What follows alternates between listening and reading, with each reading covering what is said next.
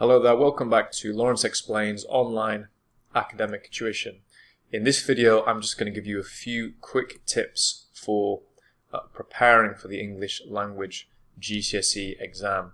If you're looking for something a little bit more in depth, I will link in the description to my textbook and my video course for the English language paper. People often don't prepare well for this paper in part because they're not aware of how they should be preparing. So that's a question I've kind of bumped into very often with students over the years, and I've created resources to basically allow students to prepare in a very structured way, just as you would do with your sciences or maths, for example. So just to go back to the tips here, it's important to remember that the paper or the papers on the English language side of things are divided into analytical and creative.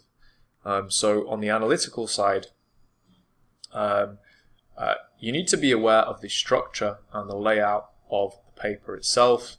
You'll find that the first question is going to be a content-based question. Doesn't really require much analysis, it's just more finding information. And as you go through the paper, you have different types of analytical questions. So make sure that you are familiar with the structure and layout, because that doesn't change from one year to the next. So you want to be clued in really as far as the structure goes, because you want to know what to expect. Next up is quotation selection. So often students go awry when basically they are doing analysis on quotations that were poorly selected to begin with. Your analysis is only as good as the quotations you select. So spend a little bit of time ensuring that the quotations you've selected are interesting, there's something worthy of comment there, and find the most sort of juicy language and devices within the passage to comment on. Do not waste your mental energy and do not waste words, time commenting on basic, fairly uninteresting language. This is something that students do quite frequently, so I thought I'd point it out because it's something that just this one tip actually could make the difference for some people. And then lastly, on the analytical side, do make sure that you're really using evidence in your breakdown, in your analysis.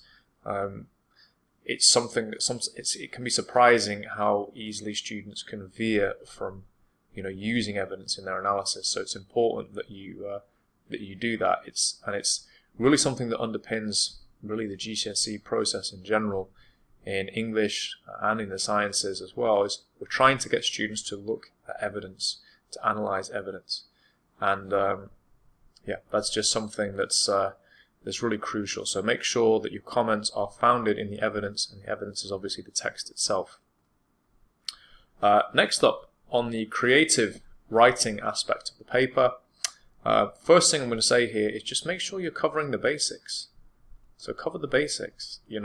Are you basically are you doing some sensory description? The sight, sound, etc. Are you covering the kind of emotional and mental aspects of any characterization that you're doing? These really are the basics, but again, it's very surprising how often students just maybe not aware of them or not employing them. Go back to your senses. What can you see? What can you hear? What can you smell? Etc. In the description. What can the character see, hear, smell, touch, taste, etc. It's amazing how much difference that one technique can make to a student's writing. It's really stunning at times. And obviously describing some of the emotional and mental world as well. Other things that are good tips, I would say it's actually a great tip to, if you can, incorporate some narrative. Even if it's it's not a really well developed narrative. Even if you're doing descriptive writing, just having a bit of a setup of, okay, this is a scenario, this is what's going on. There's a little bit of narrative there which just orientates the reader, and it makes for a much stronger passage. So even on the descriptive side, if you do choose to do a piece of descriptive writing, you want to create some kind of a scenario, some kind of a narrative, which will be the kind of skeleton on which you can flesh out all of the descriptive work. And then the last thing I would say on the creative side is, you're probably aware of the different devices you can use, similes, metaphors, interesting language, etc. But don't overlook dialogue as well in terms of characterization. Don't overlook dialogue. If you have maybe 2 characters in there, don't overlook that. Or even you could even have an internal monologue as well of the character. It's a first-person thing going through things in his or her mind. So you can also kind of have an internal monologue.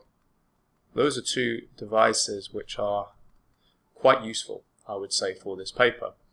So just a few quick tips there. Maybe take a note of those. See if you can apply 1 or 2 of those, maybe even all of those, in your upcoming English language exam. So best of luck with the exam, and as I say, I will put a link in the description to some more in-depth resources if you have time and inclination, may be useful to you.